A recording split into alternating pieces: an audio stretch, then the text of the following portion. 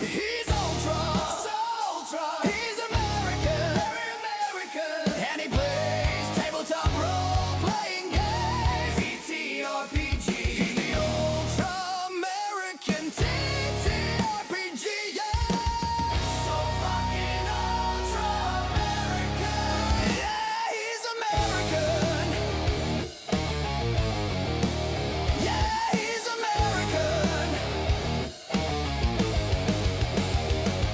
It's solo time. You drop the dime. So come on in. Let the show begin. We've got you covered. It's game day, brother. And sisters too. Have we got an ultra show for you? He's ultra, so ultra. He's American, very American, and he plays tabletop role-playing games. TTRPG. He's the ultra-American TTRPG, yeah. So fucking ultra-American. Yeah, he's American.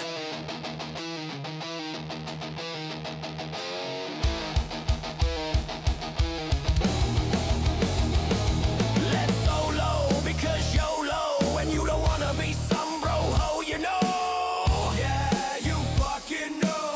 So let's go. On with the show. He's ultra, he's American, very American, and he plays tabletop role-playing games. TTRPG. He's the ultra-American TTRPG, yeah. So fucking ultra-American. Yeah, he's American.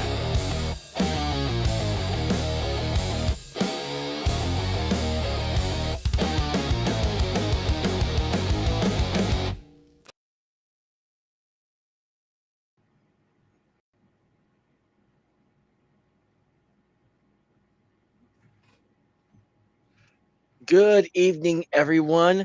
Happy Friday. Hope everyone had a great work week and y'all didn't work too hard. And now it is now the weekend. We can all relax, crack open a cold one that's your liking, and just maybe play a game with some friends.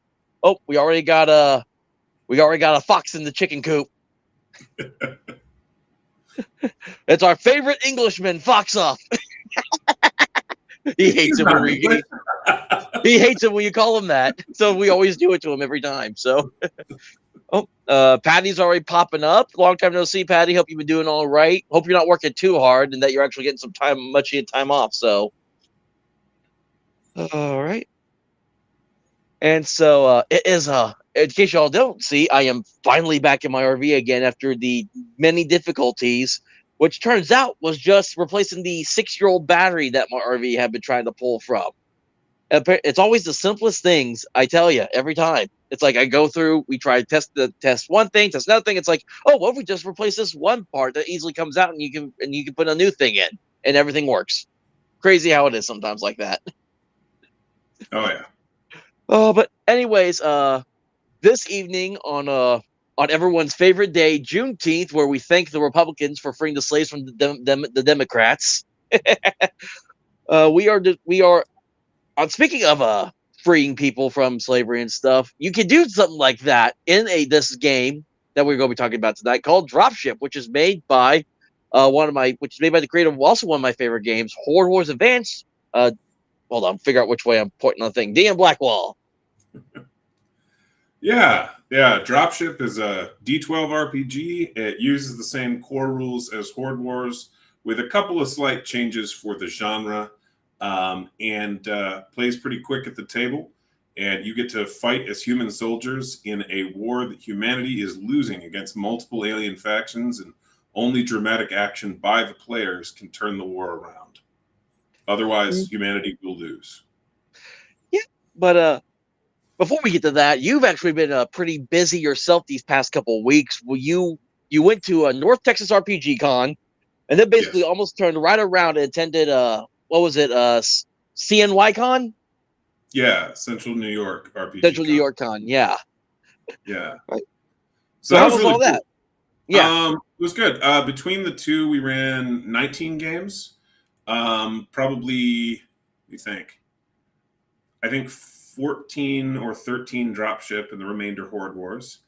At Texas, we had a lot of enthusiasm, which was cool. We had, I think, the lowest attended game we had 6 players. Most had 8 or 9. In Central New York, it was a smaller venue.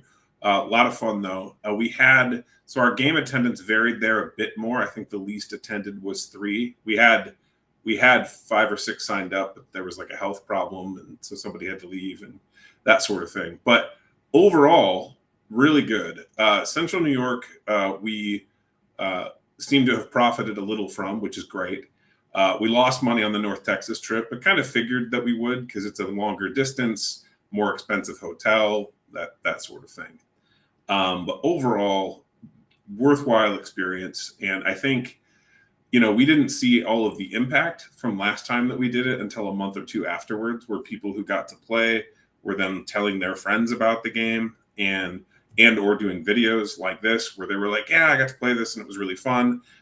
So we'll see how that goes. I hope that this release goes well. So far, we've sold in physical copies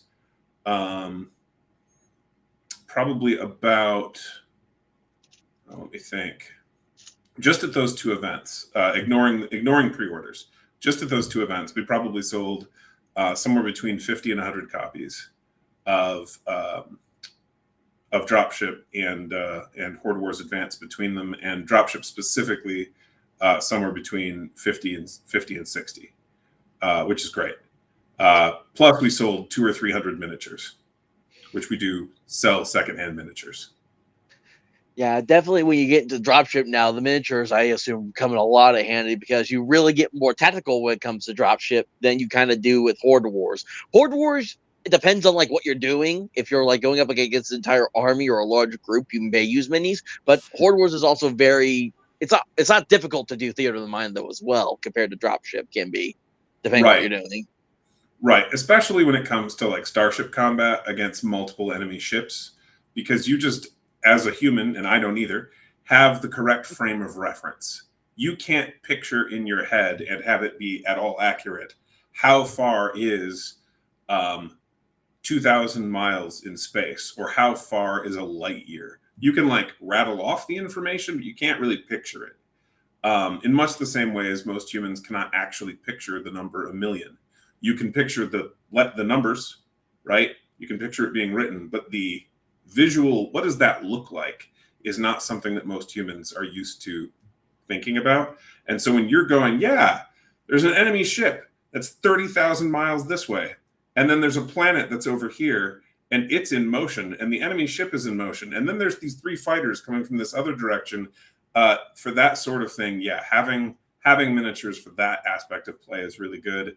And the same is true for like, if you're fighting like a company of enemy troops, if you're fighting 130 guys, you're going to have trouble tracking them without some physical representation. Yep. And then, as everyone knows, I have a local con here in Arkansas. It's called VentureCon. This was my 2nd year attending this year. And it's primarily a board game convention, but they do a lot of like RPG stuff, a lot of dice getting sold and passed around and all that. And so the Friday night, I was just kind of hanging out there playing games, and the first game that I played was this lady was running the entire weekend. She was running Vampire the Masquerade 20th Anniversary Edition. Now, what was interesting was the title of the one shot was called Cat's Paw, which I didn't know at the time, but Cat's Paw meaning like you're a patsy is basically what it's supposed to mean. But I read that and I thought this is a game about vampire cats. That's what went through my head when I saw Cat's Paw. So I'm like, you know what? I've never played Vampire before. Let's just see how she did this. And it's like, oh no, we're playing as like these like people. We're at this nightclub. Vampires turn us, and now we're being sent all over the place trying to figure out how we got turned.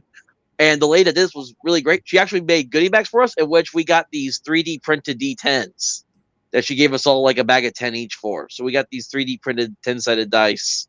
Nice. Yeah, so that was really cool, and that was fun. I had a blast. We literally there was like 1 hour where because I was playing like this it was a troubadour bartender, so I was like I was kind of very artiste style. Had really very minimalist, but I had like cat like reflexes as well because of who I was as a vampire.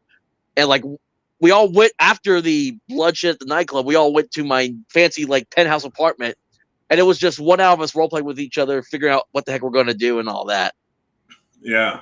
Oh, by the So, way, which way is my camera facing? Yeah, okay. It's facing the right yep, way. you're good. You got ogres. And so it was fun. It also helped that like one of the guys that was playing at the table that I actually got to know over the weekend was like he was like heavy VTM like LARP community dude. Like they're almost at the beginning. Like he would tell you stories and just rattle them off. So I got to know him for a little bit. He was cool. Then Saturday came around and I was trying to run Barrows of Borderlands. What was interesting was the first guy that approached my table was this teenager because I made it like 13 plus because I wanted to try to see if I can get teenagers looking interested in it as well. And this 13 and imagine me trying to go character creation with a 13-year-old, maybe 15-year-old, telling him how THAC0 works. That was something. I mean, I learned it probably that age or younger. However, it is not intuitive as a rule. And so that's really the challenge. It's not that the math is hard; it's that it's not what you would expect. Yeah, especially in a game where high hit points is a good thing, or high rolls for certain things high rolls are good for most things. It is not intuitive that low armor is good, and that's the Yeah. And Patty, I'm assuming this question is about the dice. I mean, they feel fine. They don't feel light, but they don't feel heavy either. So I'm assuming she calibrated them to where they would be like evenly rolled dice. Like they I mean, I was rolling like actually really good on a lot of my dice for a while. I think I had one time I did a pool, and I think I had like 7 or 8 dice, and none of them were below 6. Have I ever told you about the punishment dice? I don't think so. No. So I've run games for many years, and people keep abandoning dice with me. And I try to return them, but after about a month, they basically just get chucked in a bucket or in another container. And eventually, I started using those dice. I made one more effort to go, guys, please pick up your dice. And then after that, I was like, all right, fine. So I started trading them for black and red dice until I had managed to exchange all of the abandoned dice for either black or red ones. I then kept them out with the lowest number facing up, which means over time they would roll worse and worse. And I let the players know that if they forgot their dice, I had dice for them. Oh no. And to answer your question, Patty, looking at it, I believe these are filaments, not resin 3D print dice. These are straight filament 3D print. And I mean, I think they were fine. I got like a bag of 10 of them. So she made them for everyone. We also got like, depending on the vampire clan that your character was, she also made these little keychains as well. So, Nice. And they were all based on the symbol. So the rose was the symbol of the troubadour. And she also brought stickers. And she just kind of went all out with it. Because where did I put that? There was another thing that she also made these little note-taking notebooks for us. And she kind of made them like splattered with blood and stuff. So that was really cool. I just never seen anyone kind of go all out for something like that before. So yeah, that's always fun. I have that happen sometimes at like miniature conventions where it's like maybe a rich guy will have a bunch of his friends over to his house, and they'll do this for years and years and years on a regular basis. So some of them will just have fun and make like little convention badges or make special dice or unique tokens or this sort of thing. And the same is true for Cabin Con. I've been doing that for 5 years, something like that, 4 or 5 years. And some of the guys will make like little chips to hand out or make custom dice to give to people who play in their games and stuff. It's really cool. Yeah, and then also that Saturday, I ended up playing in a D&D one shot just because the guy that was running the game, he was actually part of my Horde Wars table last year, so I played at his table. And mostly it was like me and the other 3 players. They were all like best friends of like so many years. So it was just them always ripping off each other. And then just my character going, "Hey, I'm here." And I mean, it wasn't anything against me though. I still had fun. Just they were making me laugh just as much as they were making each other laugh. So, and uh, and then the final thing I did Sunday morning, literally the entire day. So I mean, I make it no secret. I have a soft spot in my heart for Power of the Apocalypse games because that's just where I got my start into the hobby. And well, the guy there was running an Avatar Legends RPG, which is basically it's a 2D6 game based around the TV show Avatar: The Last Airbender, and it goes through and it has all the information about like all the different eras that you can play in, yada yada. And it was the guy that was running it, and the other player that was at the table, because it was just me. It was just me and one of the players, so he gave us each 2 pre-gens to run. But we had blast. We were just riffing on each other back and forth. We were doing all sorts of wacky, insane things. It was just fun. I just haven't had a fun roleplay session like that in a long time. So it was just made me like, oh, I had always been on the fence about getting the game, but I definitely want to get it now after that for myself. So that's basically most of my Adventure Con, and I definitely plan on going back again next year. Yeah, one thing I really loved about going back again this year was seeing all the faces that I saw last year.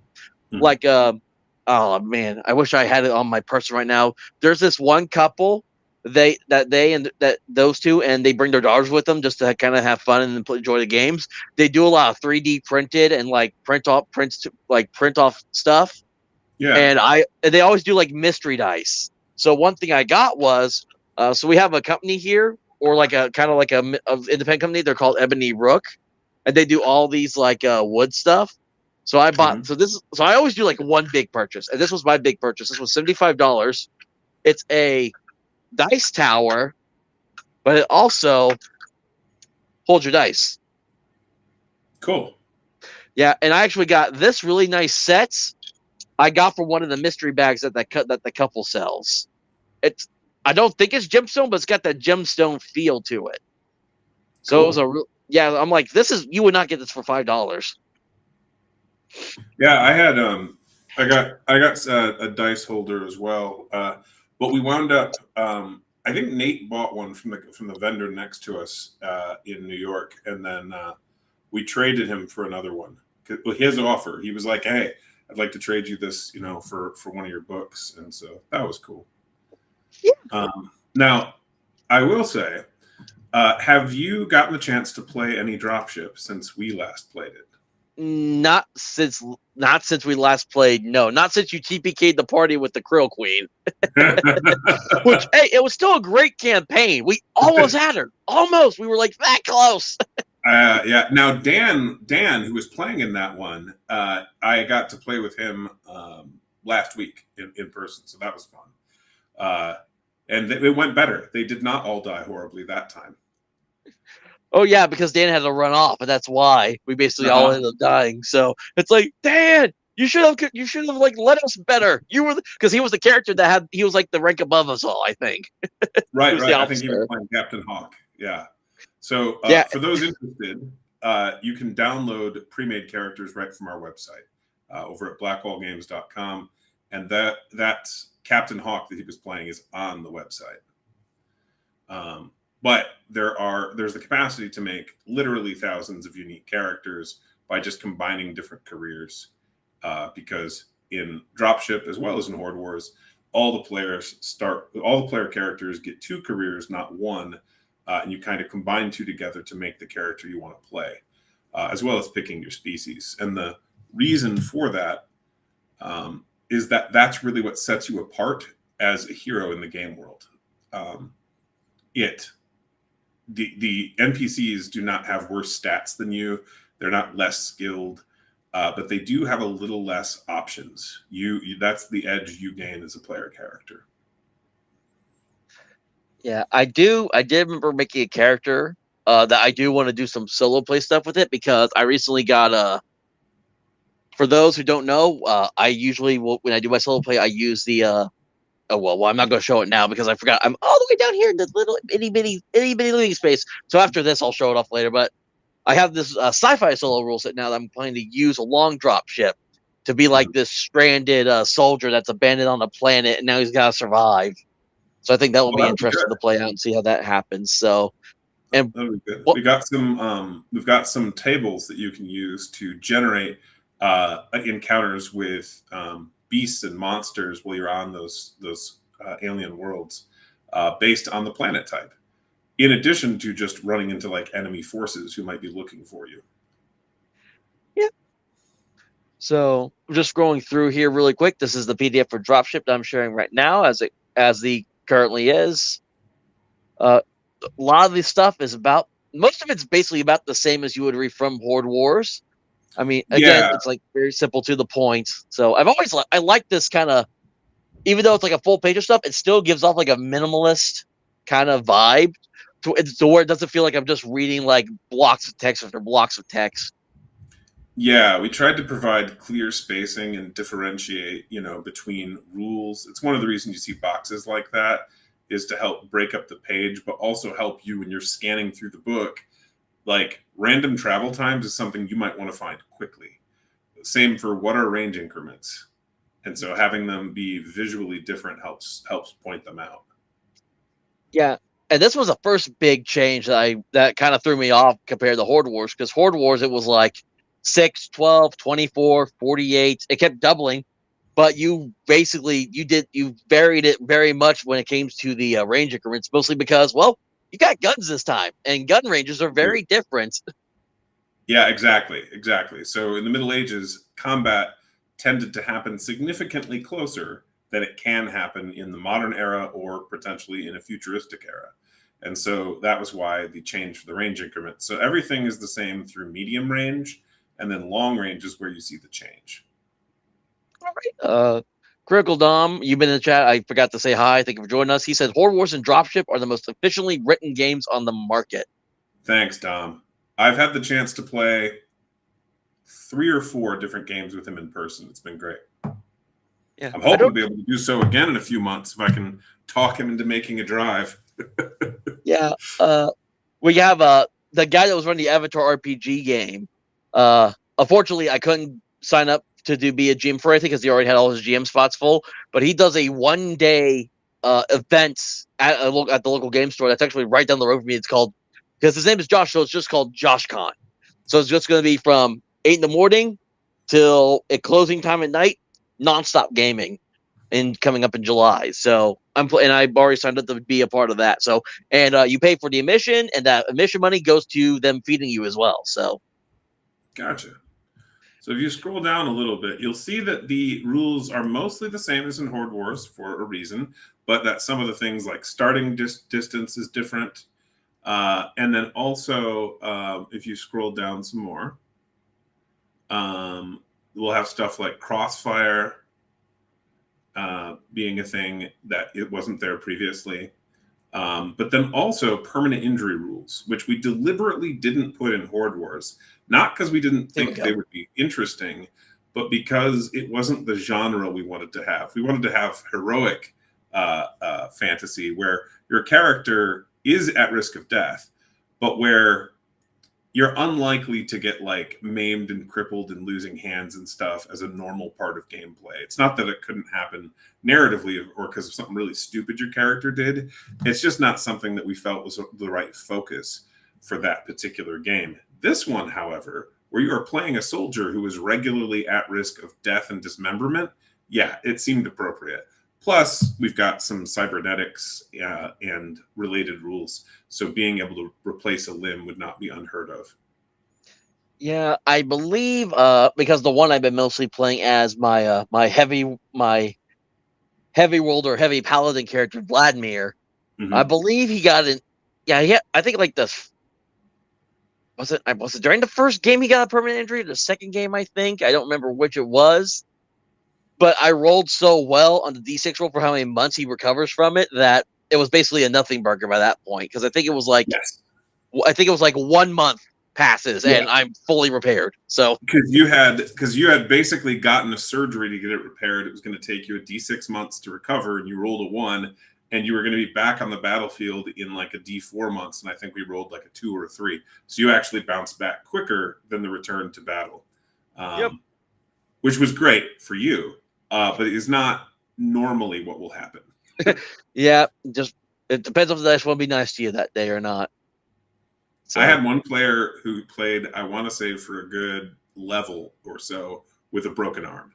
Like he just he did not have time in that campaign to get it fixed. Yeah. And then you see rules for like specific atmospheres, gravities, this sort of thing. Those are typically repeated in the relevant chapter, but we wanted to make sure it was in the core game rules so that if you need to find something, kind of like an index for reference, it's here in alphabetical order with the definitions there for you. Okay, so I don't know if I'm familiar with this term. What does it mean to be the gameplay is at character scale? So that's the default. So that's all of how Horde Wars is written. The difference being Starship scale, where you are playing like in space, where range increments are being expressed in spaces that are like 2,000 miles across. Gotcha. Than, 2 yards or 2 meters. And because that would be a very inefficient way to express Starship combat if we used the same range increments for that. Got your same 3 creature types. You got your beasts, your characters, and your monsters. Yep. So, and of course, there's going to be Of course, like in Horde Wars, there's weapons in here that once you get them, they can do more damage or other effects to that said type. But not based on the type, though. That is one of the main differences. So while the math works out that you're doing similar amounts of damage, the reason is different. It's based in this case on your type of human that you're playing. And so if you want to jump to that a second, that'll be near the beginning of chapter 3. Okay, yep. I mean, character creation, if you've seen me talk about Horde Wars, you've seen anything else, because I mean, I don't think there's a channel that I follow that DM Blackwall hasn't been on. So you'll see him talk about Horde Wars and Dropship on almost anyone you follow for the most part. So character creation for Dropship, just as simple as it is for making a Horde Wars character. Once you get it down, and what you get it down, like I can usually pop a character out in like about 10, 15 minutes, depending on if I already know what I'm doing or not. So exactly. So if you look at this, you'll see a lot of this is very similar to Horde Wars as far as a base human. But look at Blood Rage. Yep. +1 die of damage if you are below maximum hit points. So that applies to all attacks this character would do. Whether he's slamming somebody's head in a doorway, punching someone, shooting a gun, throwing a grenade, whatever it might be. And so this is to represent adrenaline. So for the normal human, he does extra damage if he's wounded. Yep. And of course, like all humans, this is honestly, it's funny because I used to be one of those guys that was like, I don't want to play a human. I want to be something besides a human. But then I got in the Horde Wars. I'm like, oh, I get an extra feature? And I'm like, oh yeah. And that's like, people are like constantly making humans now in Horde Wars was like, you get the 2 features and your character is like almost unstoppable sometimes, depending on which features you pick. Degree of customization, exactly. Yeah. Exactly. And then if you go look at any of the other types of human, just scroll to the next page or somewhere after. Yep. And you're going to see how the damage is different. Yep. Like Belters get Tactician, which is a plus a die if you have circumstance bonus against the target. Yep. So they're rewarded for fighting smart. Yep. This is what my current character Vladimir is. He's a heavy roller human, and I get +1 die of damage if I move in a straight line. My combat spaces. Yep. And we experimented with it just moving 6 spaces in general, and we found that was too low of a bar. It was too easy for the players to cause. And occasionally it caused some very strange movement that you would never see on a battlefield. We're like, nah, we got to make it a straight line. Yep. The Void Dweller gets +1 die damage if targets are below their maximum HP. Yep. They want to finish off the wounded. And then this was what my character that got TPK'd in the last game I was in. He was a human wastelander, and he got +1 die damage against targets that move since the end of their last turn. Which things were moving. I just couldn't take them out. We just weren't able to take them out fast enough. And the logic there is they're paranoid, head on a swivel kind of thing. Yep. And then like we were talking about earlier, instead of you got careers instead of classes, and you get to pick 2 of them. Unless you want to play hard mode, which means you just pick one career and then you pick whatever other skills you want on top of that. Which Correct. I've been needing to do like a Horde Wars like hard mode game for a while now. It's just something I wanted to try out and just see how it worked. I think it can be quite fun, but it will require a group who is willing to how can I phrase this? Get down in the mud. that yeah, you like, for example, a caster would have half the spells that they normally would in Horde Wars. Critical, I read your comment and I got to butter up my wife, and my first thought was, why are you spreading butter on your wife? And then I had to reread that again. I'm like, oh, okay, you're sucking up to her. Got it. Yeah, no, he's not like Kramer and Seinfeld and covering himself in butter. That was a funny episode. Poor guy baked himself. Yep. And then Fox off. Yeah, we got eaten by the bugs. That's how it happened. We got eaten by the bugs when we got the queen down to 9 hit points. Oh, he's being specific. He's had a character get his throat slit, and he's had his character, I think, get swallowed by a bug. Or at the very least bit by one. No, it's really fun. We tried to give you the stuff to play in a bunch of different. So this is military sci-fi, human centric, but in that context, we tried to give you the rules needed to play a bunch of different types of campaign if you wanted to. This is meant for a very specific setting. It's got the aliens and the opponents for it. It's got the setting and the lore, but you could take these rules very easily to adapt them to something like playing, say, Battlestar Galactica. It would not be hard to push this into Warhammer, for example. It would not be hard to push this into, what's it called? Halo, or a number of other related ones where they're fairly human-centric and military sci-fi. That was deliberate. Starship Troopers would be another example. I love this one. This one caught my attention when I was looking through all the careers, because I love that in a world where it's like there's extraterrestrials and alien races and planets beyond our knowledge, we still have an all good Catholic pastor on the ship or something. Yeah, the chaplain's really important, especially when you're fighting the hierarchy, as they're basically led by space demons. We don't call them that in the book, but they are incorporeal entities that are evil, malevolent beings that possess the creatures with physical form. So so space demons is a good way to think about them. And the chaplain and a couple of the science-based characters, you really need to be able to effectively combat these Sarlaccs, which are the leaders of the hierarchy. And without that, you're just going to wind up with a dead party, or ones who are being puppeted around like meat mechs. Yeah. Now the Grenadier class is very much. It's not OP, but it's very powerful depending on the situation you put them in. Because I remember the first game that I played in, and it was like when Dropship was still in the playtest phase, and we were on I think it was they're space goblins, but they're called Squee. Yes. And we were basically having to hold the line against them.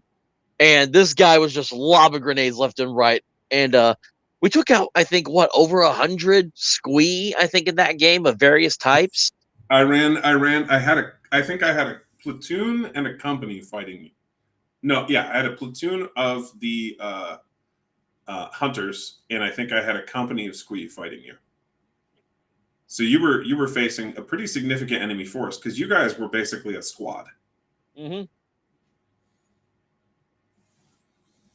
Yep, and this is one of the careers is the heavy. So basically, you're almost ultramarine like, where you got the armor, you got the weaponry, and you're just going out there and you're blasted away. I was trying to remember what Charles Brown was. I would think he was an infiltrator. I think it was infiltrator agent, I think. Because one of the things I like is because you have exactly 24 classes, I take a D12 and a D6, and I'll roll them both.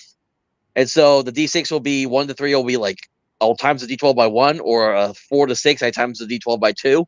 And I'll roll it twice. So those will be the two careers I pick. I like to randomly have it pick my careers for me sometimes, just to see what crazy combinations I come up with.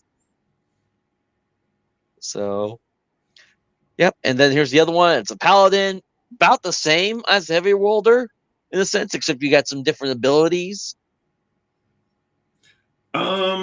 Not really the same as the heavy wielder in terms of the capabilities. I would say the breacher is more similar in that the breacher is capable of using their athletics to like break stuff really well, and a heavy wielder is similar in that regard. But the paladin is basically just really good at using and benefiting from power armor, and the same is true of the vanguard, though in a different way. Yeah, and then these next two careers I'm showing, these are actually the ones that of the character that I created for the solo play I plan to do eventually. It's a psychic ranger. Nice. Yeah, but I think I played it though as like, yeah, he's part of this ranger. He's on things, but I don't think anyone knew that he was psychic though. So he probably kept his psychic abilities like secret. He's probably military intelligence, though, if they do know about it. I haven't thought that far ahead yet. And so, yeah. So Tech Knight, that's one I need to do with because that's one thing I love. I remember playing in a game of Fabula Ultima. I don't know if you've ever heard of that one before, a Blackwall, but it's like a it's like a TTRPG that kind of plays like a JRPG.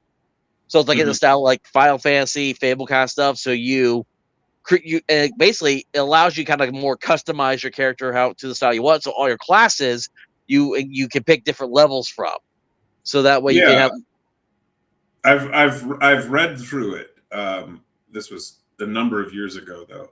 Um, I think I don't remember. I think I was maybe working on Horde Wars or something, or working on this, but it was a while back. But I have actually looked at that one, and I also looked at Iron Kingdoms is similar, um, if I recall correctly. Yeah, I remember one of the guys was like a tech knight. So and since they do have like some like, hey, if you want to build like this kind of character, you take these levels and these classes. And the guy was doing a tech knight, and it was kind of just about almost the same as this in a sense. So I thought this was always cool, and that's something that always people want to do. Like when they can do like cyberpunk or sci-fi, they want to be the tech knight. They want to be like some kind of like sci-fi knight character, usually in a lot of Yeah, games. I took the idea probably most strongly from a character I played in Rifts. Um, that was really fun. He couldn't do the same abilities, like this is distinct from that, but there was some definite thematic overlap where I was like, because the ability to like baffle enemy systems or the ability to like do hard light projection energy shields, that's pretty cool. Like that's a fun ability to have, especially if it's limited in use so that the game is still challenging. It's not fun if you're just Superman and win always. Hmm. Uh, no heroism without risk. Exactly. I'm looking to see, checking on messages. Okay, we're still good right now. And then yeah, we get the skills, and the skills. Some of them are still the same if you are familiar with Horde Wars, but a lot of them have been changed to more fit like the modern day science fiction, cyberpunk stuff that you're doing. Like what did I just see one? Like commerce is from Horde Wars, but you can see like as you look at some of the stuff, you see like it brings up like corporate sponsors. Yep, and the requisition rules as well, just above it. Oh, where did I see? Oh yeah, requisitioning supplies. Yep, because you can get supplies from like your local from your like military armory before you go on. Unfortunately, Yep. you do have to return the items, but that's only if you don't use them. So, Yes. yep. And then you got a list of all the different corporations here that you can come across in the game. You have computers, of course, because what would be a sci-fi game without having computers to hack? Yeah. Yeah, that can be pretty fun. So we got some hacking rules in there. And then if you keep going there, the sorts of things you would expect. We've even got interested like specific cultural icons, rules for cybernetics, and so forth. Trying to be fairly complete with our array of different options. And obviously, the languages would match the settings. So there's a bunch of alien and human languages. Trying to. Oh, here we go. There's the human ones. I was trying to find those, and I didn't see that. Oh, these are just alien languages. I got. Yes, because I don't have to explain to you what German is. You can look that up if you wish. Whereas if it's unique to the setting, I kind of do need to tell you, what is this language? Yep. Who speaks it? What does it look like? Then and then the powers is like mostly for those that have the psion or psychic abilities usually, correct? Yeah, there's a couple of other characters who have it, and there's maybe half a dozen or so features that you can get powers or power related things, but it's basically psionics for this particular game as far as usage, or if you like space magic, and and there are some franchises that really lean on that way too hard. Looking at you, Star Wars. um, Jedi Knights are cool. It's not cool if every character that's important is a Jedi or Sith. That's just kind of boring. The uniqueness is what's cool. And And the just same. like, go ahead. I'm sorry. Well, the same is true for some of the episodes in Farscape. Not so much for Farscape as a whole, but specific episodes we're leaning real hard on space magic. Yeah, we've been having my son slowly read basically like junior versions of like the Star Wars books that are like his reading level. So he's been reading these Star Wars chapter books. So Yeah. he reads the book, and then once he finishes the book, we turn around, we watch the movie with him. So he's already seen episode 1, and we just finished episode 2 last night. Which episode 2 was the first Star Wars movie I ever watched in theaters. I hadn't seen any older ones beforehand. It was funny because the time that Star Wars Episode 2 came out was also about the same time that the very first Tobey Maguire Spider-Man movie came out, and I saw both of the theater on the same day with my dad. So I saw episode 1 in theaters also, but I didn't see the older ones. But yeah, so there's a bunch of skills though. Lots of features in this, lots of equipment. Probably the weapons are a pretty cool thing to think about. We have a separate chapter for alien equipment. Go ahead on to equipment. Yep. So you got your armor, which like in Horde Wars, you have a set defense amount, and then it's meet or beat. And of course, it gives you the protection, which means you take half damage from any kind of attack. All your different weapon properties that you can have, which include this time you have beams, exploding, homing, penetrating. Yep, automatic weapons too. Absolutely. And if you scroll down a little so they can see the piece of artwork there. Oh, this one you mean? Yeah. Oh. Yeah. As always, you got some. It's like you. It's not art heavy, but the art that you do come across it is good.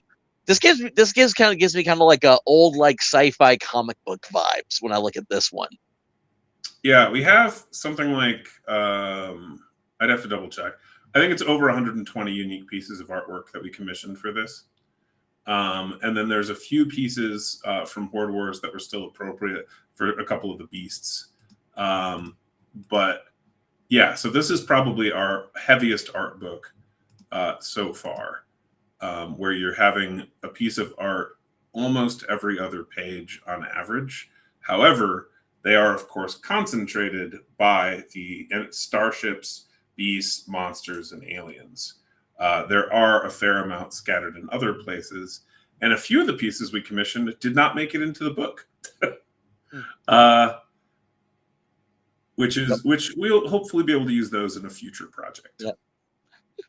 But yeah, 1 and 3 pages, 1 and 2, somewhere in that range, roughly. It's a 300-page book, and it's 120 plus pieces of art. I really like that in-universe ad there for the guns that you just went past. Where was it again? That one. This?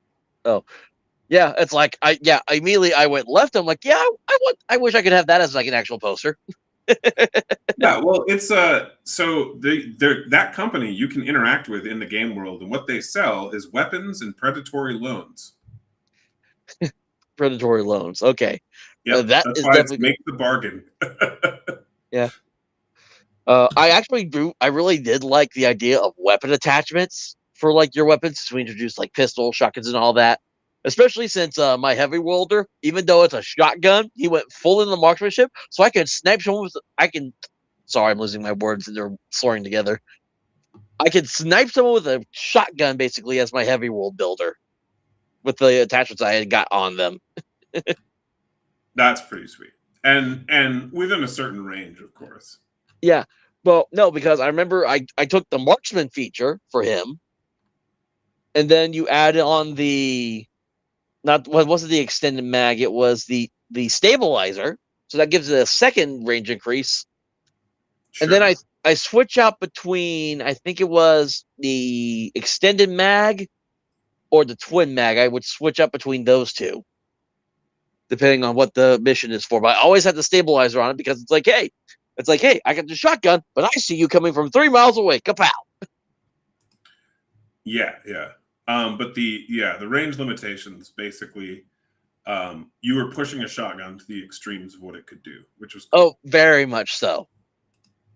And then explosives, which again, it's like if you got a grenader on your team, you make sure you back up, or else he's gonna get you in the crossfire whenever he's throwing them, because he's basically the equivalent of the cowboy with the bandolier of dynamite on him. Is how I imagine it. Except it's just a guy it's a guy in military outfit and grenades. Oh yeah. And then we got launchers as well, which is our term for stuff like flamethrowers, grenade launchers, recoilless weapons, rocket launchers, flamethrowers, that sort of thing. Lots of that sort of stuff. Got a full suite of additional gear. Definitely a game that is focused on that a fair amount, because it's how you're getting your edge in combat over the enemy.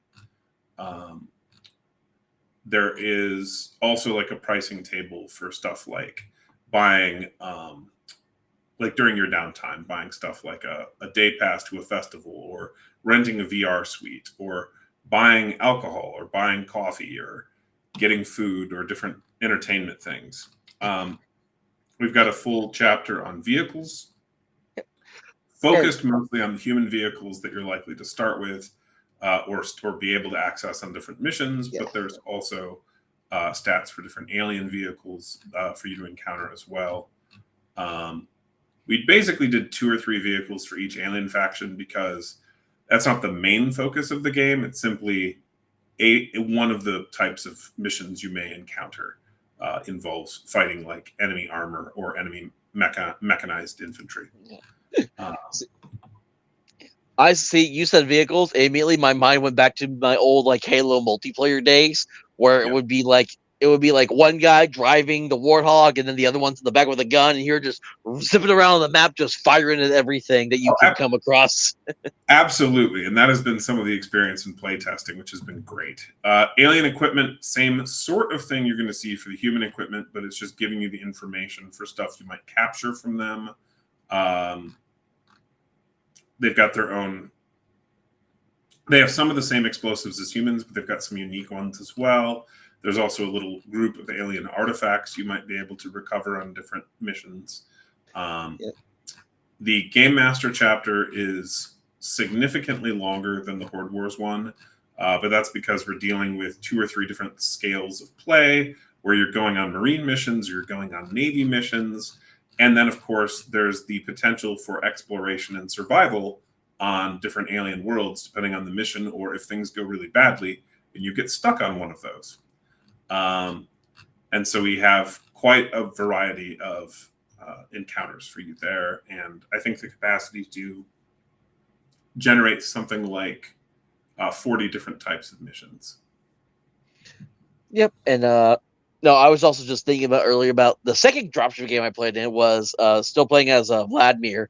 Was we got dropped onto a planet to liberate it, and the first thing that came into my head was the one guy that had the axe that allowed him to just keep on like chopping up his foes as he ended them one after the other, and I think he ended up defeating like 15, I think it was, in one turn. Yeah, and then it was also when we were going through the treasure table, we got lattes and VR headsets. Yep. And vodka or some sort of alcohol, I think. Yeah, So You guys were looting the perfectly normal stuff. It's like they didn't even liberate. These guys were just out here partying, and we just killed the vibe. And then if you go to chapter 11, there is an entire chapter on explaining star systems, how sectors work in the game, and a procedural generation to design star systems with which factions controlling it. There's a whole chart of star system names as well for you to use, because we do have probably about 40 fixed points in the book where you can go to this specific planet with a specific name and interact with these particular NPCs who live there, go on these specific missions. That's part of the setting. We also have procedural generation for you to make hundreds or thousands more. And this chapter both explains some of the terminology and gives you the information you need to kind of build out the galaxy if you wish.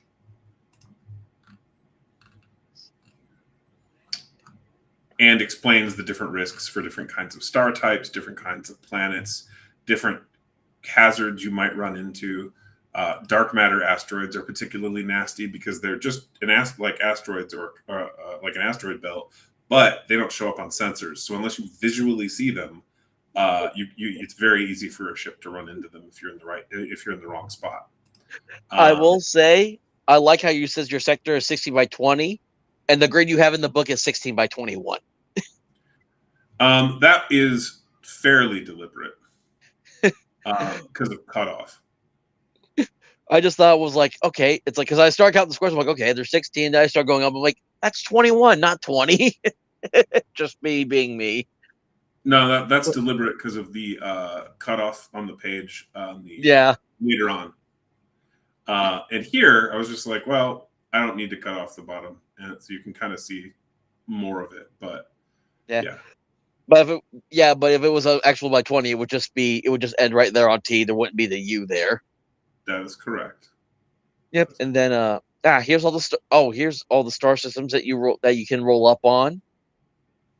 So basically, what I would do is it's like I could for my solo game, I would just recreate the entire sector, and then I would just roll for like, I guess, which part of that sector my character would land on, or I could just go here and roll on like what kind of world it comes on and create that one single world with it.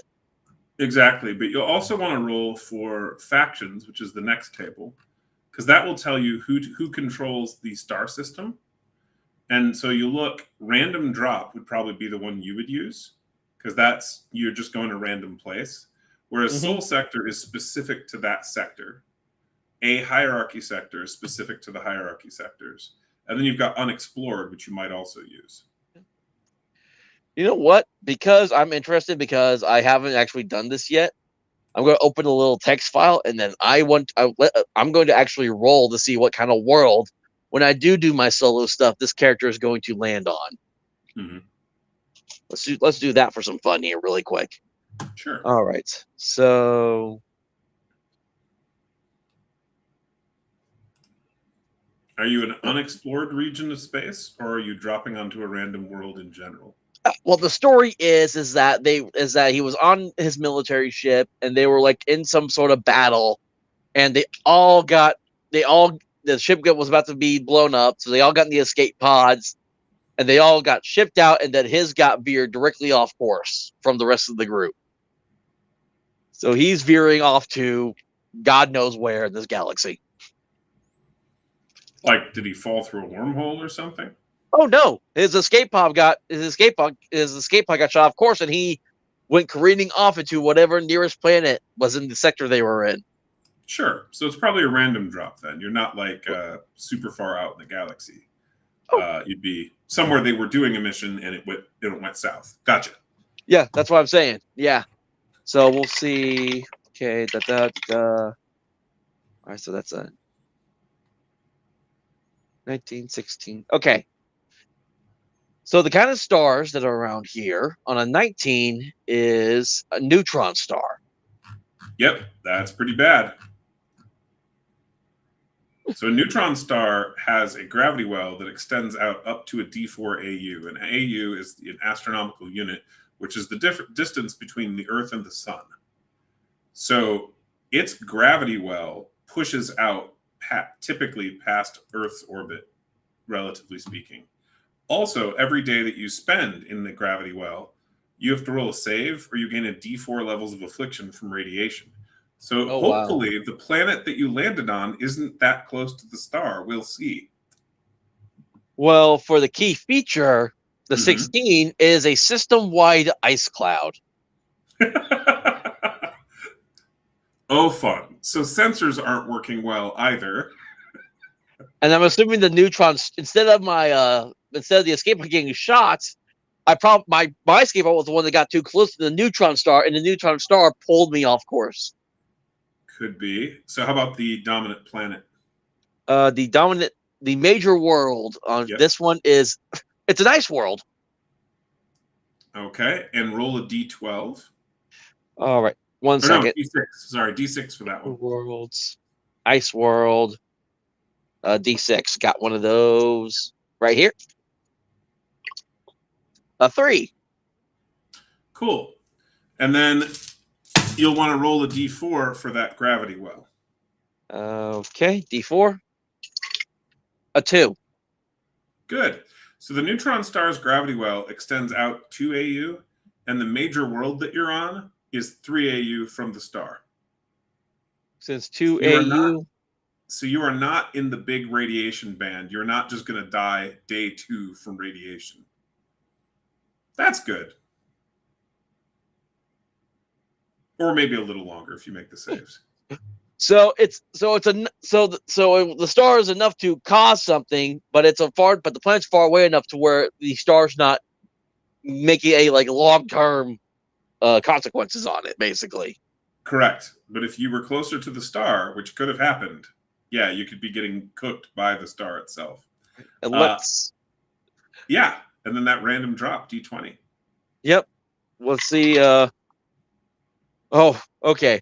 I would have been my luck if there was like I got a 1 for the contestant. Okay, the Vaskaran Protectorate is the faction that controls this. The lizard men with the government that's basically a deliberate mockery of North Korea. Wouldn't they all fall asleep on an ice world? That assumes a couple things. The first is that they don't have heaters in their suits. Oh, that's a very good point. And it also assumes that they inhabit the world. Controlling the system does not necessarily mean that they want to control the planet. In this case, it probably does, because there doesn't seem to have been much more valuable stuff that you rolled.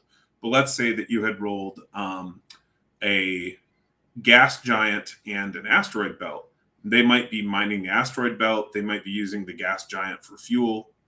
There might be other reasons for them to want the system. In this case, whatever it is probably on the planet because of what you rolled.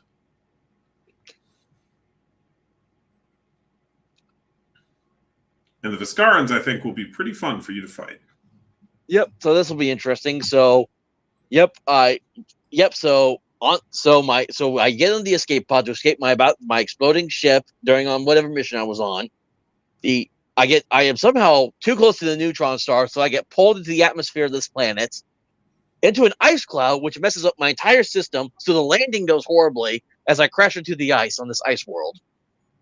And then how did and I should note that the ice worlds themselves, and there's some ability to roll for moons and some other stuff as well, but the ice worlds themselves do have some rules that get introduced on page 118 as written, or on page 124 if you're typing it into the PDF.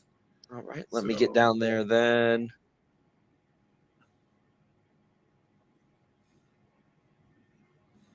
Okay, here we go. Here we go, 118.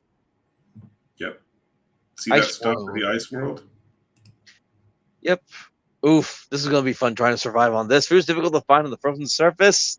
There's a 25% chance that an ice world has an exotic atmosphere and low G. So you should roll for that, because if it's an That's exotic atmosphere, you can't actually breathe without a rebreather or a life support system. all right. Let me see here. Okay. Though neither of them can the Viscarans, so you'll have to steal air from them. Yep. Well, that's a 42 on a D100, so I'm assuming this is a breathable atmosphere. Yeah. Okay. I will put that down. Ice World breathable. Yep, it is relevant. And then there's a 5% daily in chance of blizzards. Yeah, it's like no need to roll for weather on this planet. It's either a blizzard or no blizzard. Yep. And then the deep kelp, there's a chance that there are some in subterranean lakes on that world. So basically, beneath the ice, there's more stuff underneath. Yeah. And if there are those things, it seems relevant as that has food for a character. Harvest 2 days worth of food for a single character. And if I fail, I'll take cold damage. Joy. Yeah. I figured he was going on this planet and like this weird exotic jungle with these weird things. Nope. Ice planet. Just my luck. Well, welcome to Ice World or Snowball. And then if you look page as written in the book, page 218 or 224 if you were typing in the PDF. All right. What else we're looking at on here? Like I said, 218 or 224 if you're typing in the PDF. Oh, 218. I thought you said 118 again. No. So basically, if you jump down to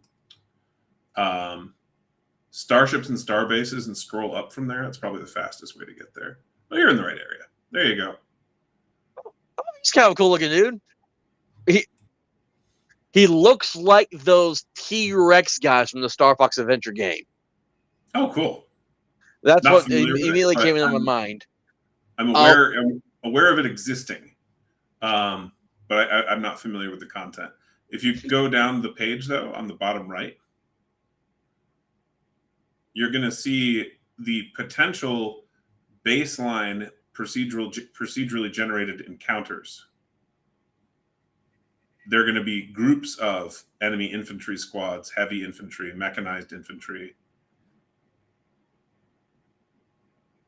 Platoon has 4 squads. The company has 3 of the 5 platoons. Yeah, that's a lot. So basically, you're rolling a 1. So basically, you can roll you can do like 1, 2, 3, 4, and you're rolling 1d4 to see who you're coming across on this ice world.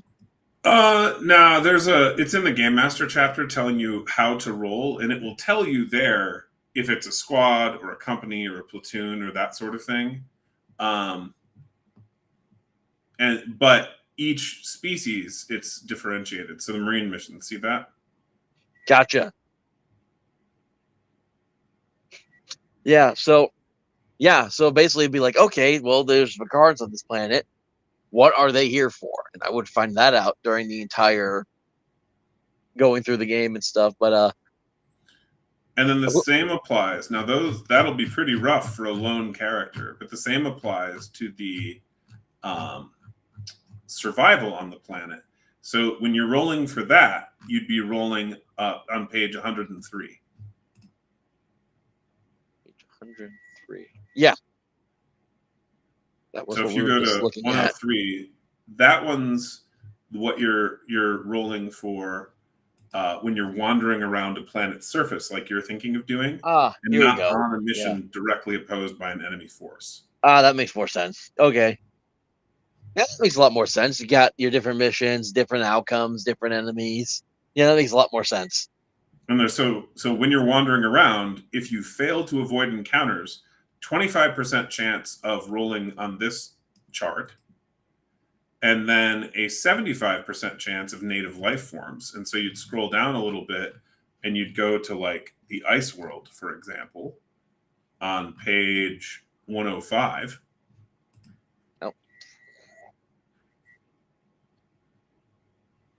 Here we go. That'd be interesting. What would be living on this world? Let me see if I can find a D8. Well, no. This is whenever you fail to avoid Oh, encounters, you're actually so all these things live on the world. oh, I gotcha. Excuse me. So you can run into lots of interesting things. And I would have loved to do even more. I would have loved to have like 20 different things for every single world, but we have like 25 different world types or so. And yeah, that'd be a really big book as it is. We have 270 stat blocks for you to fight. Yep. And there's the encounter that Dan rolled up that TPK'd us all. Thanks, That Dan. is true. That will happen, especially now. You guys could have won that fight, We could have, yeah. but it's not how it went. But the same thing, just to look at the Viscarans as an example, since we saw one of their artworks there, you can also see kind of what their ships look like. Probably a good example on page 260 at the bottom there. 260, okay. 260 in the book or the PDF? Oh, sorry, in the book. PDF would be 266. Okay. Okay, couple. But there, you're going past some. That's one of their mind. Here it is. This is 260 in the book right here. Oh, Okay. ooh, I like that's cool artwork for the starships. Yeah, I think our artists did a good job on that one. We for the spaceships, we basically had 3 different artists working on it. 2 were working as a tag team, where one was doing line art and one was like doing the colors. And then we had a 3rd artist who was doing a few individual pieces. But most of them are that tag team, which was interesting to work with. Guy in Australia and a lady in Colorado. Right. So these are the Viscaran ships, is what you were Yes. saying? Just bringing over. Yeah, because I haven't read through all the different starship for the starship rules in this book yet. I've only gotten to play in all the just the character scale combat. Haven't done any space combat yet. Yeah, well, we got a chapter of those rules as well, and there's also how to like modify starships and make your own and that sort of thing. Lots of customization in that regard. But yeah, these are a couple of the bigger baseline Viscaran ships, and then if you scroll up, you're going to see some kind of their mid-range ships with mine layers and destroyers. And if you scroll up from there, you're going to see like shuttles and dropships and fighters. And just like with their infantry or with their character scale threats, you've got sidebars with stuff like a Viscaran crew specialization, where this is information specific to Viscarans, not to their ship. So like each of their ships can do it, but only if it's crewed by Viscarans. If you crew it with a bunch of humans, you're going to have a different maneuver that the human crew would have access to. Right, and then yep, got starship rules, and that's the one thing I always loved about Horde Wars. I'm going to love about this. I'm assuming too is the expansive bestiary that you guys have, to where it's just Oh yeah, we have over 270 stat blocks in there between the enemy spaceships to fight, the aliens to fight, and the beasts and monsters. Yeah, I like this one, the Glimmer Lion. I thought that was kind of a cool concept right there. Looks like you're looking at thermal vision. Yeah, it's basically just invisible to normal light spectrum, but as soon as you grab thermal or night vision, you can see it easily. Yep, and then hold on, I'll get over here to the sidebar and just click that instead of scrolling down the time. And of course, it's not a game it's not an RPG without any form of dinosaurs, of course. Oh yeah, you got to have some dinosaurs. So I really like if you go to the next page and scroll down to the bottom. There you go. Was the Leviathan? Yeah. Yeah, it looks like he's made out of rock. Yeah, I think Patty did a good job with it. Yeah, I was trying to figure out which ones he did, which ones he didn't. So yeah, I forgot he was working on this one. Yeah, that one he was stuck on for a while. So I'm happy with how it turned out. Then oh yeah, the Hollow Man.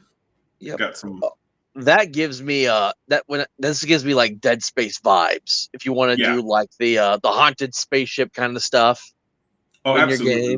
game. We got a few different monsters that are quite good for that.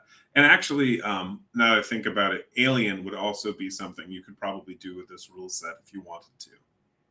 Oh yeah, definitely, absolutely. Guy, like yeah, as you can see.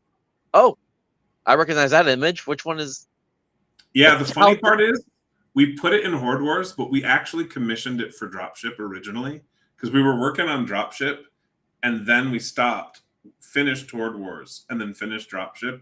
So we actually commissioned that piece like 5 or 6 years ago for Dropship, but we wound up putting it in Horde Wars initially. Um, Different creature technically, but similar enough. We thought we'd use it again. Basically, this is an homage to the perfectly normal beast in Hitchhiker's Guide to the Galaxy. Now we threw on that it can do some actually like electric damage with its horns, but basically the perfectly normal beast is basically like a bull or a bison type creature that migrates across to different planets. They basically teleport to new planets. And ultimately, that's how Arthur escapes from the planet he's on and gets to a new one, if I recall correctly. And it was like, that's pretty cool. What if we had some beasts that do this, that just teleport to other planets as a group? right? And I am pinning a comment in the chat for everyone if you would like to check out Dropship and Horde Wars, or if you want to see what else they may be coming up with in the future.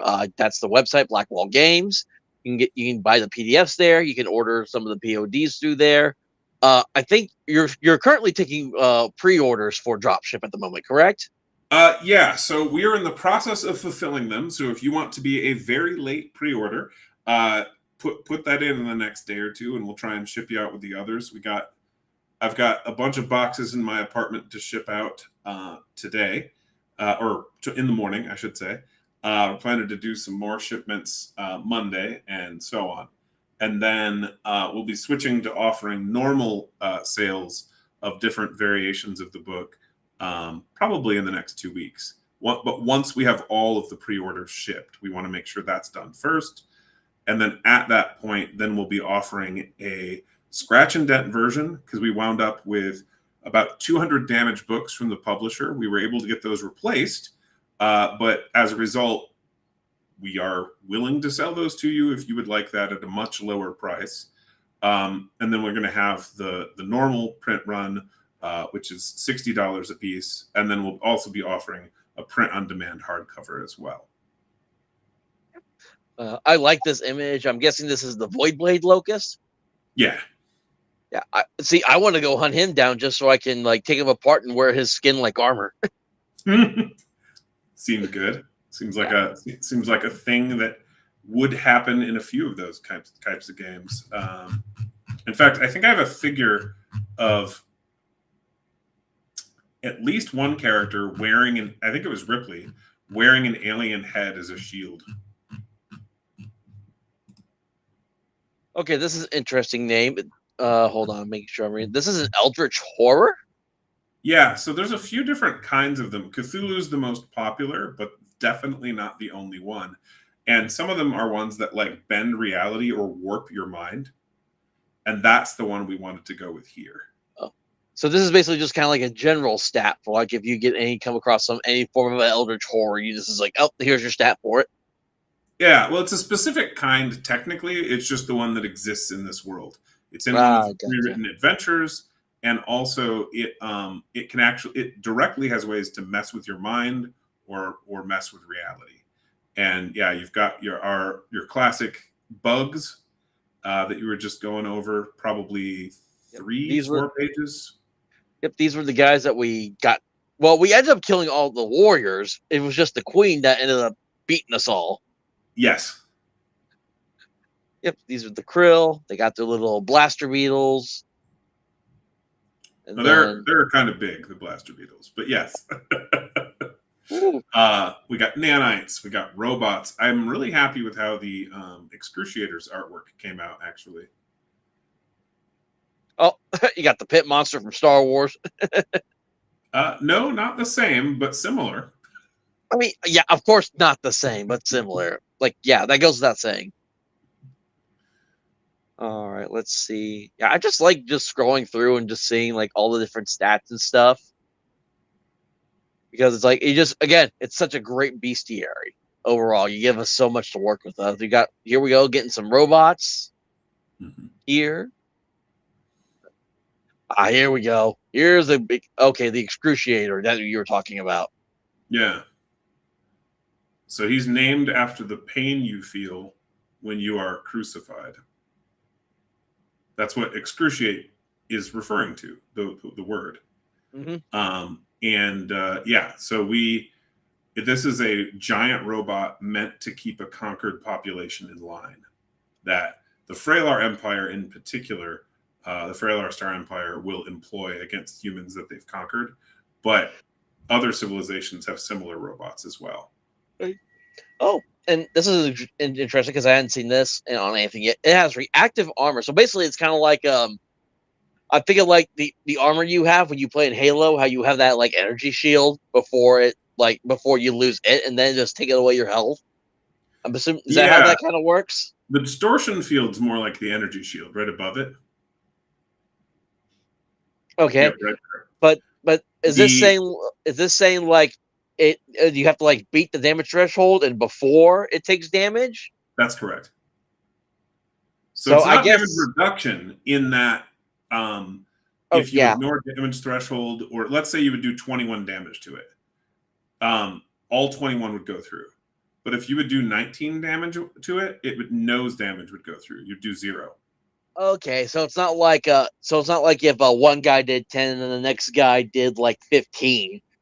It would say like the 10 would hit and then 10 of the 15, and then the 10 of the other 15 wouldn't hit, but the 5 would go through. Okay, so you have to make sure you have to try to be constantly dealing more than 20 points of damage, or else you're not doing a thing to it. Yeah, on each attack. Yeah. Yeah. Now there are ways to get through it. Armor piercing, the ability will let you get through it on a shot.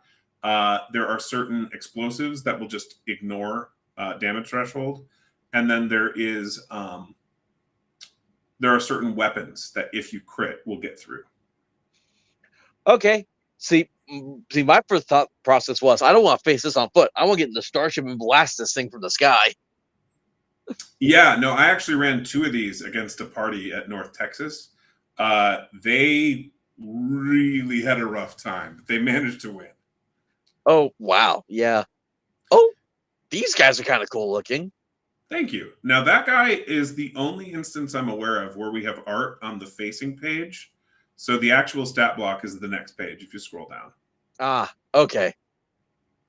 Keep going. Litivore. The next page. There you go. Galactic Enforcer. Oh, okay. So he should be facing pages. So the artwork's actually next to the stat block, but so if I had the book open, he would be on the left side and the stat would be on the right. Okay. That makes more sense.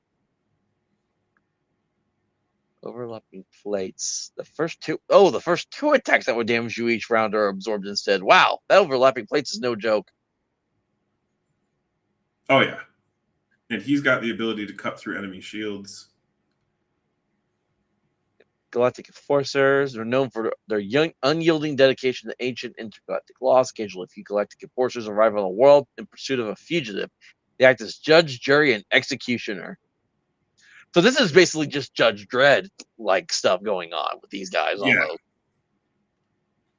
Yeah. Oh, and Dom, I packed your order today. It should ship tomorrow, Lord willing.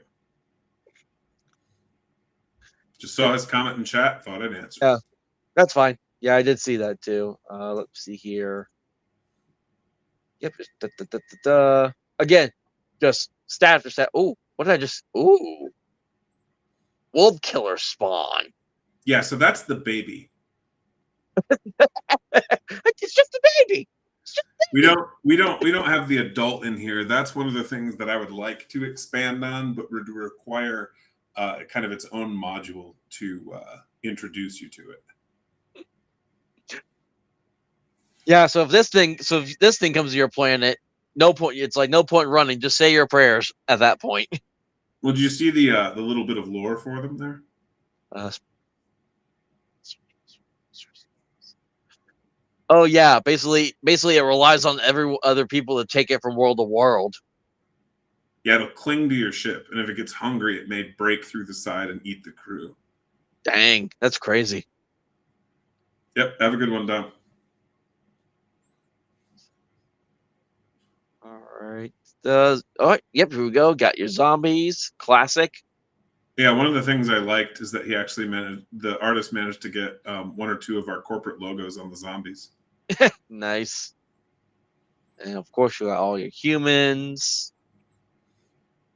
Oh, I thought that said human elf marine for a second. I'm like, what? No, that's IEF.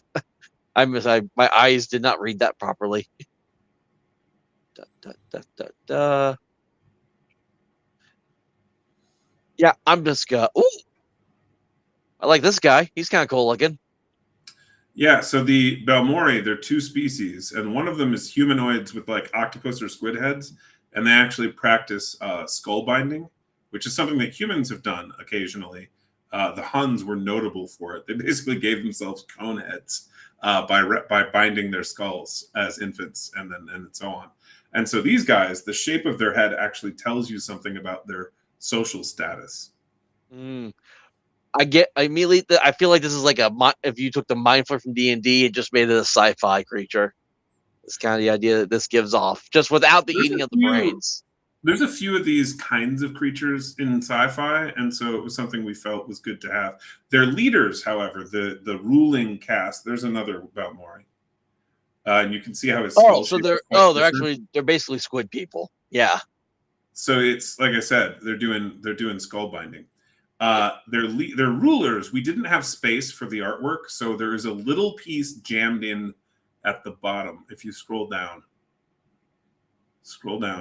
to the next page, bottom left. Dude, this We one couldn't in get Laurie yep, Collective. no, yeah, right above it. Okay, what did I miss? So at the right there, you were just on it. There. That is the where we could jam in just enough you could get a picture of physically what did the Balmori rulers look like. They're a crab species, basically. Oh, you're talking about this guy you mean down here in the bottom. Yep. Okay. I got confused because you told me to scroll up and then I hit it away, so I was confused. Okay, yeah, that makes a lot more sense now. So, but all right, yeah, it's like it's like anyways, I'm gonna oh this guy's funny looking. I like it's like your classic alien kind of vibe you got going on there. So Yeah, we made them pretty horrifying in that they have a taste for eyeballs. But they're really curious to learn what human eyeballs taste like. yep. And so I usually try to stop at 8, so we only got like maybe about 5 minutes left. So I want to go ahead and I want to fast forward.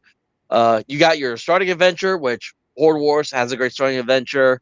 I played the starting adventure of this as well. It was like the third game I played in Dropship. Had a blast. It was fun. Awesome. Now, I guess go a little bit into while we still have time about the setting for Dropship. Sure. What about it? Just tell me about it, because is it like a set setting like you did for Horde Wars, or is it basically is this Dropship game purely relying on the GM to create the setting?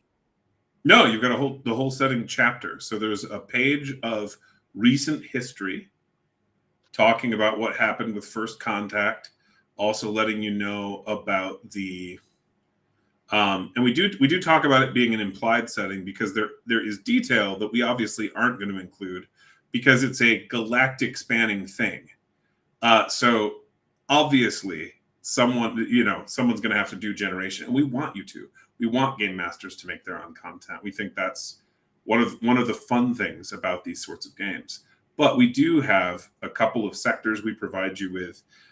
We have about 40 different alien worlds we provide you with, each with an assigned mission, each with different challenges, different NPCs who have their own agendas that they'll also be pushing. Patty did this too, didn't he? Didn't he create this sector artwork? Patty did most of it, yes. Okay, that's what I thought, because I remember him working on it. And basically, you got the United Nations of Earth, so you got some Helldiver stuff now going on. Like the influences in this game are just endless. You got a little bit of Star Wars, you got a tiny bit of Star Wars, you got Halo, you got Dead Space, maybe some Mass Effect here and there. Yep, all Just all different kinds of stuff. Yeah, for sure. yeah. And we do have a human independence movement, but not for the reasons you might expect. It's not Mhm. because they were like really oppressed or something. It's actually because the central government left them to die, pulled out the defense forces when human space was getting overrun, and a few of those planets that they abandoned managed to survive so far, and they are really pissed at Earth's central government. You literally have a planet referred to as Super Earth. So for democracy. Well, it's a type of planet, Yeah. and it has some consequences. One of which is megaflora, megafauna.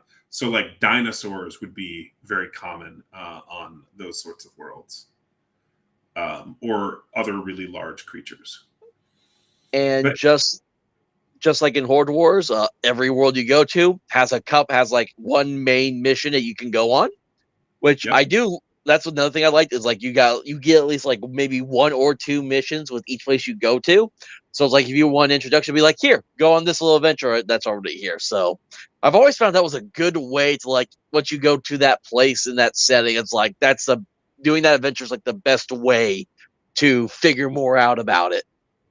yeah, and you'll notice that there are NPCs as well, and that helps you if they survive the adventure, helps you push forth more adventures because you have some idea of what are these creatures like, what do they want. Um, and the hierarchy we did the largest section on because they're the most complex faction of the opponents, and they're also the most powerful in that they control about 6 sectors of space, which is significantly more than the one or two that most of the other factions might control. Yep. So yeah, I'm like, there's just like I'm trying to remember the one I saw where you got this wasteland world. You got like 3 missions on this one alone. Yes, because there we're showing you how to run a planetary invasion. Ah, yep, the Squee Home world. There we go. I Yeah, we think got we to. That was the adventure you were on, was to get the coordinates for this world. Actually, that you yeah, opened and up. Yeah, yeah, that failed horribly. yeah, but that was the setup to be able to then do this mission. Yep. I'm guessing. Yeah, I think the scientists ended up not making it because of that. So at least I'm not Mhm. that I'm aware of. Okay, and then, oh wow, this is a cool piece right here. Let me zoom Thank out of you. that. That's one of the Sarlaccs entering one of the hunters.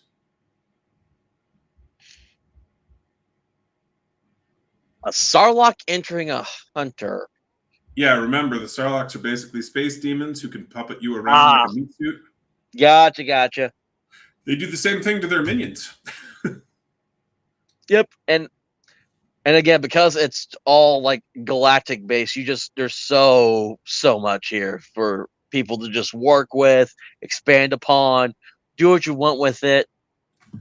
Yeah, This the is same is just true. I should note in the starting adventure section, there are 4 sample starship crews, the leaders of the crews anyway, with example missions on them as well. And the setup for the game, if you choose to use our starting adventure, is that the players are part of a special team, a special forces team that's getting assembled. They're getting assigned to a new ship, and the players pick the ship. There are 4 options. They pick one of the ships, and that actually determines their second mission because the initial mission is actually an interruption. Um, like they're supposed to ship out in a couple days on their actual mission, and then there's this problem they have to respond to called collision course. Well, when that's done, mission 2, if you scroll down probably 2-3 pages, keep going, there you go, sample starships, those are the ships they can pick, and the ship actually comes equipped with uh,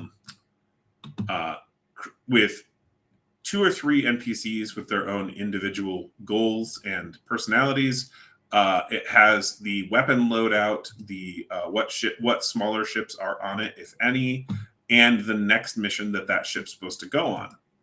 Whether it's boarding an Enlari prison transport, doing a full-on Navy engagement, doing the mission you were on with This World Crawls, or whether it is going into a Nyx mining enclave and basically stealing data from them. All different kinds of missions. Yep, and that is basically the majority of the dropship game right there. Oh wow, hold up.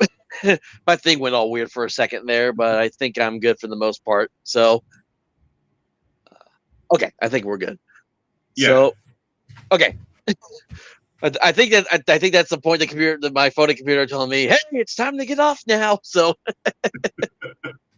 well, great talking with you again, man. And I will say, if you haven't checked it out, make sure to look at the spaceport that we include in that chapter as well for the sample adventure, because that's really how we introduce the corporations and the idea of corporate sponsorships. And there are some fun NPCs, including a salesman named Yuri who will forcibly attempt to hug every customer. And it is hilarious to watch the player reactions. They're not really getting hugged, it's their character. From the players who don't like getting hugged in real life, it's just, they find all kinds of ways to try to avoid it. It's like everyone's like, "Oh, great, he's Italian."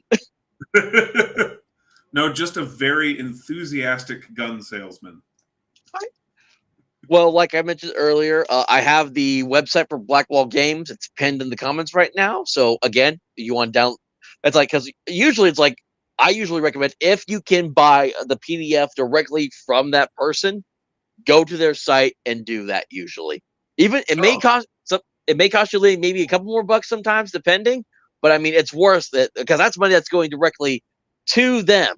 It's like it's not cut that any drive-through or RPG trader is taking from them. That the majority of that money will go to that person usually if they have it for sale on their own site. Oh, so, sure. Just for example, the drive-through RPG takes about 35% of our digital sales. Our website takes about 1.9% in payment processing costs. There's a pretty big difference there in terms of what is better for us in terms of being able to keep making games for you to enjoy. That 30-35% margin at drive-through, depending on if you're exclusive or not, is quite high. And so currently we offer the same price on both sites. At some point, we may wind up raising the dropship one because of the percentage. Yeah, that makes sense. And you're getting a lot more in dropship compared to and I say compared to the Horde Wars, not for the fact that it's better than the other, but the fact is like there's a lot more material packed into dropship on like the same 300 pages. More. Yeah, a bit more. Same page count, just a bit. Same page count, but we got a little more efficient with some of our layout choices. There's definitely more artwork in there as well. All the careers have artwork, which we did not do for Horde Wars, mostly because it's prohibitively expensive to do it that way. Especially with the number of careers that we're doing. If we were doing like 10, it wouldn't be so bad. And then the same thing is true for actual content for game rules, because we didn't have room to put sample characters in this time. We do in Horde Wars in the back. In this one, we didn't have the page space, so that's why they're for free for download from the website, because we needed those pages to actually just complete the core game. So hopefully you guys will check it out. There are some expansions we'd love to do, but based on our math, we're talking about needing roughly 100 to 200 active game masters of a given system before making supplements becomes fiscally wise. Horde Wars, we might be there. We'll try it. We'll try to check in various ways. And Dropship, we'll see. We're releasing it this month. So yeah. I know some of the in behind the scenes from what I've seen on our secret Discord server that we all play in. I know some of the more long-term like guys have been like starting to create some stuff for Horde Wars to kind of like expand upon it, some new adventures. maybe a couple new like race alternatives that we maybe will see in the future. Who knows? I'm always big on like what other races or kind of character could I play as. So it's definitely gonna be interesting to see what gets out there eventually. And I know at one point, are you still planning at some point to do that little short oddities book that you were talking about for Horde Wars? Was that still a possibility? Yeah, we'd like to. It's really just we have to have enough actual interest. Because if we do, say, a piece of cover art, a decent piece of interior art, maybe a map or two, and then maybe 2 new monster artworks, right there, depending on who we hire and the quality of work we're looking for, we're talking about something like $1,400. Yeah, So but you're also paying to own the exclusive rights to that artwork too, as well, on top of just paying correct. for commission alone. Correct. And so that means, and this is full color. If we did black and white, it would be cheaper. Um, but that means that we need to have pretty much locked in at least that in sales. And that's ignoring my time. That's ignoring Nate's time. That's ignoring printing costs for physical versions. That's just the artwork. That's also ignoring a fairly minor cost, but a cost nonetheless, of registering it with the U.S. Copyright Office. Yeah. Yeah, that is how has Nate been doing, by the way? Because that's something I constantly forget. Is like it's not. It's like you're like you put yourself out there as a face, but you do have like the silent partner that also has been a major part of this book as well, basically. So Yeah, how's Nate so been Nate, doing? he's doing good. He's a physicist and mathematician, and so he is typically busy teaching students. And so I would say that I do probably 3/4 of the actual writing and game design, and Nate does roughly the other quarter. And then in terms of some of our other responsibilities, those are split differently. A lot of stuff's fairly even, or he's taking care of one thing, I'm taking care of another. And then he put forth more of the seed money to get our company going.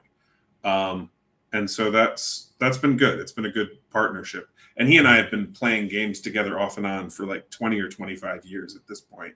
So we're pretty good friends, and this is something that we're doing. We'd love to make money at it. That'd be awesome. That'd be cool. But if we can break even and keep making games, we're also happy to do that, because this is a hobby we both enjoy, and think that other people should.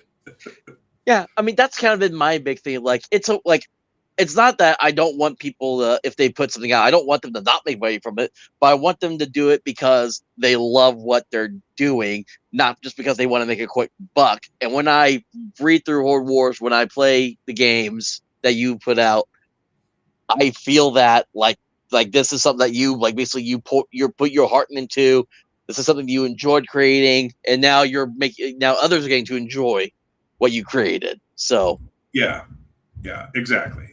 And I know, so that's something that's been very rewarding for Nate and I. And we could really tell that he said something like, "Yeah, you could tell we really got something when he saw the reaction of some of the players. Like we having having running 19 games over the last couple weeks really helped both Nate and I get a personal sense of how are people reacting to this who have never played our game before. We had a teenager who had so much fun that he basically showed up for every session he could get into for Dropship. And at the end of the last one he got to play in Texas, his comment was, "If I could give up video games to play Dropship, I would." Now that from a teenager, that's great. That's what we want to hear, man. yeah, definitely like that one teenager hacking my table, and I'm showing him about like how to create this white box character, something he's never done before, and just kind of telling him about like the world. And I actually had other people walk up that they didn't really talk much, but it's like they checked out the game. I told them about, and they're like, "Oh, cool! I'm going to check this out." Like there was one guy that came over. He was flipping through the booklets I had out, and he's like, "Oh, hey, the wizard has 1d4 hit points, like they should." So I thought that was really Another funny. another cool thing we had with Horde Wars is we recently got invited to run Horde Wars at a church for a youth group event.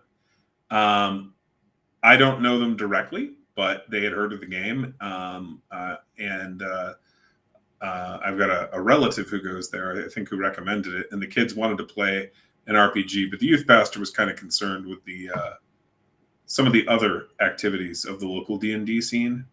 He enjoys playing D&D, but there's some, like, I guess, some kind of degenerate stuff going on in their particular area, and he didn't want the kids to be introduced to it, right? I mean, that's kind of a no shock at this point, unfortunately. Yeah. So anyway, we got invited. Had a blast. The kids had a ton of fun.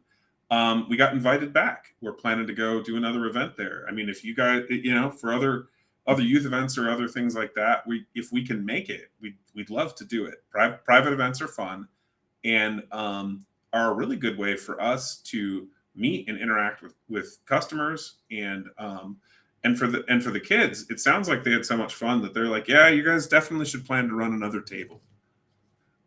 Maybe two. And we're like, oh, sweet. Well, for those of you, if you want to follow DM Blackwall or just Blackwall Games in general, you can follow DM Blackwall on X at DM Blackwall. And then you can also follow just Blackwall Games in general. It's at Blackwall_games. And it's currently under the name Dropship D12 system because, of course, they're pushing to sell Dropship right now. So, again, now I know everyone's going to be like, because my big thing lately has been how TTRPGs have been priced. I have been very adamant about my opinion on that. Horde Wars and Dropship are the exceptions because you really do get your money's worth out of both games. It's like literally with Horde Wars, I can literally just grab a D&D module and run it as is without having to make any sort of conversion. Like, oh, there's a Dragonborn, flip, Dracarn. There we go. Yeah. It's like, it's literally.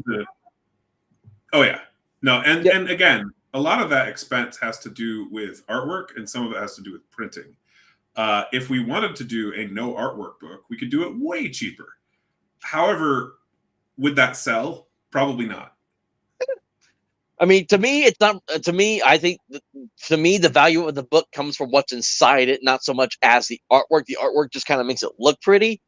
But my thought process at the end of the day is like, is there something I can run on my table and doesn't make sense when I try to run it, or am I going to get confused, or just find a whole fustercluck of weird rules, basically, like some games that get released out there now. So, but the other thing is, though, pictures also can often save a lot of writing space. For example, I don't have to write you a long description of what a Freylar is in Dropship. I can show you a picture. That's fair. That if you multiply that out a bit, that can save quite a bit of space if you're looking at a book that's relatively long. And currently, our two core games, Horde Wars and Dropship, are both 300-page books.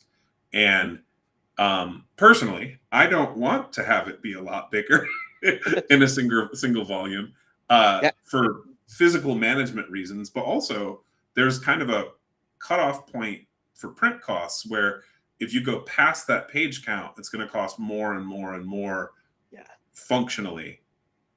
And print costs these days are no joke either now. I keep hearing all the horror stories about how much printing has cost with everything going on in the world. I'm just like, it's crazy. That's why shipping went up 8 to 10% in the last 2 months. Freaking ever since COVID happened, the post office has just been a total disaster. That's been my theory about the whole that craziness. Regardless, shipping would be a lot better if we didn't have had to deal with COVID. It could be. I think a lot of it has to do with, like structural changes as well. Not always relating to COVID. Sometimes government policies, sometimes corporate policies. And but the upshot is we have more expensive postage and shipping options throughout most of the world that are actually less good at delivering packages than they were 5 or 10 years ago, which is just super dumb, but it's the world we live in. Yeah, we just veered way off course there for a split second. So, anyways. So again, you can follow DM Blackwall on either at DM_Blackwall or at Blackwall_games on X. Go to blackwallgames.com, purchase Horde Wars, purchase Dropship, get the physical copy of Horde Wars, pre-order a physical copy of Dropship, get those to the table. Your players will love them. And as always, you can follow me on X, YouTube, Rumble, and now Substack, because I post stuff on there every now and then, all under the Ultra American TTRPGer at Ultra TTRPGER. I always keep it the same so that way people don't have to type in like 20 different usernames to try to find me. And so, Blackwall, thank you again for coming on here. I've had the pleasure of getting to know you for, oh God, I'm trying to think of how long it's been now since I got into Horde Wars. Like what, 2, almost 3 years now, I think. Probably. Did you start with basic? Oh yeah. I started with basic. It was like right when I think basic first got released. Yeah, because it was back in the BGE days when they just dropped a Horde Wars basic on there. Was when I got so on. probably So 2.5 years then. Yeah. yeah, that's still a long time. Like I got the notification on Discord that I've known Matt Tapp for a year now. And yeah, it just feels like yesterday I just started playing his Barrels of Borderlands game online with them all. So time is flying by way too fast for my liking. Oh yeah, man. Well, thanks for having me, and I hope everybody has a good night. Yep. Make sure you all go to Lore Max's channel tonight because he and Gary are doing 9:30 Central Standard Time. Second watch, they're having Matt Fitch as a guest on. So the creator of Osric and Swords and Wizardry. So that'll probably be an interesting conversation. I know Matt Fitch was on.